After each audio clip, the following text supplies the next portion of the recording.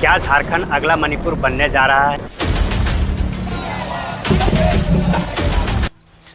एक तरफ कुर्मी समाज अपने हक और अपने पहचान के लिए सड़कों पर है,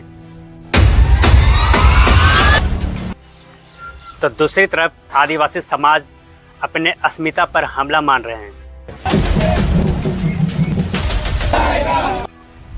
क्या आने वाले दिनों में यहाँ भी आग, टकराव और हिंसा का वही मंजर देखने को मिलेगा जो मणिपुर में देखने को मिला? अगर झारखंड की स्थिति को समझना है तो पहले मणिपुर के बारे में जान लेना जरूरी है। मणिपुर वो राज्य है जहाँ जातीय पहचान ने इंसानियत को निगल लिया। यहाँ मीती और कुकी समुदाय आमने सामने आ गए। मूल कारण था एसटी दर्जे की मांग। मीती समुदाय जो 53% आबादी में है, चाहता था कि उसे भी अनुसूचित जनजाति का दर्जा मिले ताकि वो भी पहाड़ी इलाके में ज़मीन खरीद सकें और आरक्षण का लाभ पा सकें। लेकिन कुकी और नागा समुदाय ने विरोध किया। उनका कहना था कि मीती पहले से ही शक्तिशील और शिक्षित हैं। अगर उन्हें एसटी बना दिया गया तो पहाड़ों के ज़मीन, पहचान और संस्कृति सब खत्म हो जाएगी। फिर शुरू हुआ संघर्ष।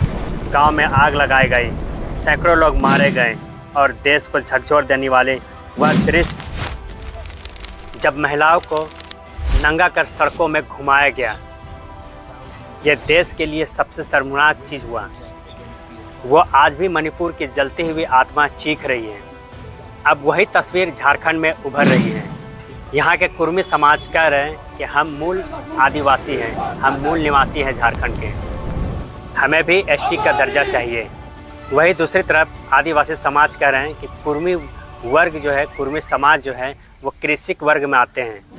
अगर कुर्मी समाज को एसटी बना दिया गया तो आदिवासी का जो आरक्षण है, जो मूल अधिकार है, वो छीन जाएगा। यानी इतिहास खुद को दोहराने में है, सिर्फ जगह बदला हुआ है। मणिपुर के बजाय अब झारखंड में वही सेम पैटर्न है। अब समझिए एसटी मतलब शेड्यूल ट्राइब, अनुसूचित जनजाति। संविधान के अनुच्छेद 342 में राष्ट्रपति को यह अधिकार दिया गया है कि वो किन किन जातियों को जनजाति घोषित करेंगे। एसटी बनने का मतलब सिर्फ आरक्षण नहीं है, यह पहचान, सांस्कृतिक और भूमि संरक्षण का मामला है। एसटी का दर्जा मिलने से शिक्षा, सरकारी नौकरी, ज़मीन का अधिकार और राजनीतिक प्रतिनिधित्व की विशेष सुविधा मिलती है।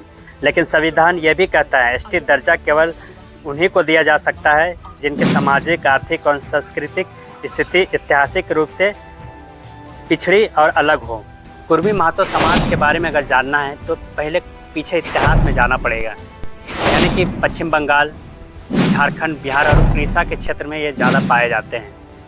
लेकिन ये कुर्मी समाज का अस्तित्व क्या है, आप इसके पहले पीछे जाना पड़ेगा इतिहास में। चलिए हम आप लोग को इतिहास में ले चलते हैं। 1857 की पहली आज़ादी की लड़ाई में आदिवासी और किसान दोनों ने बड़ी भूमिका निभाई। अंग्रेज़ों ने देखा ये जंगलों और गांवों में रहने वाले समुदाय उनके शासन के लिए बड़ी चुनौती हैं।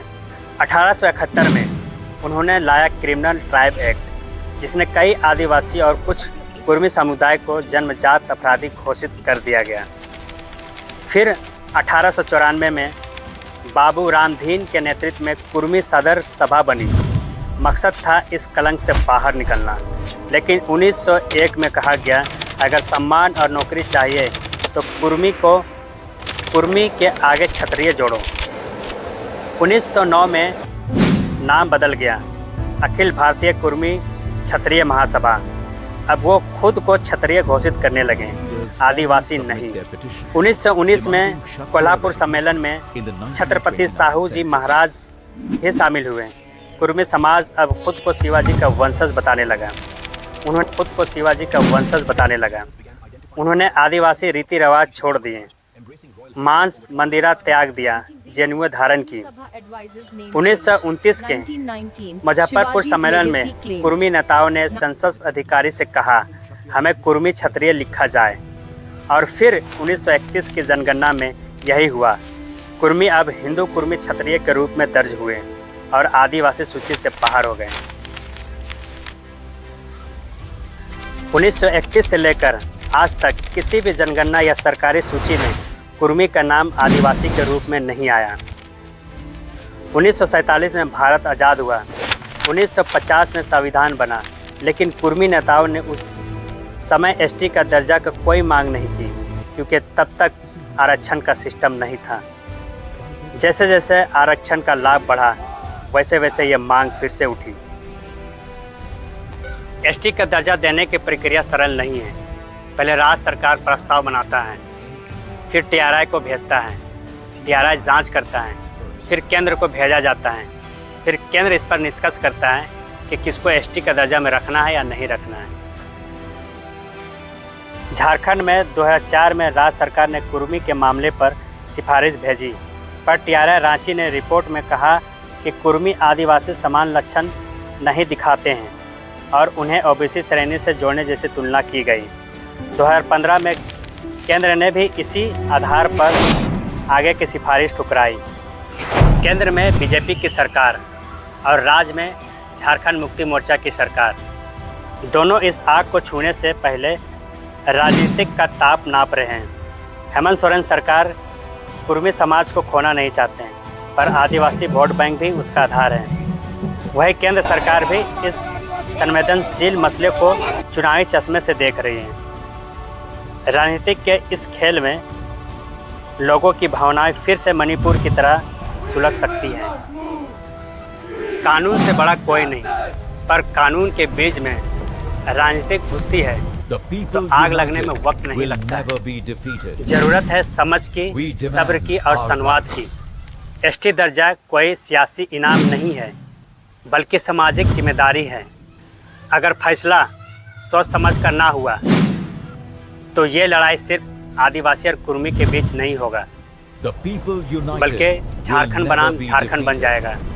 इतिहास से सबक लेना होगा, क्योंकि जब समाज बढ़ता है तो जीत किसी की नहीं होती है, सिर्फ हार इंसानियत की होती है। मैं हूं आपका दोस्त मोहम्मद शाहनवाज। आप देख रहे हैं एसटीएन हट 2.0।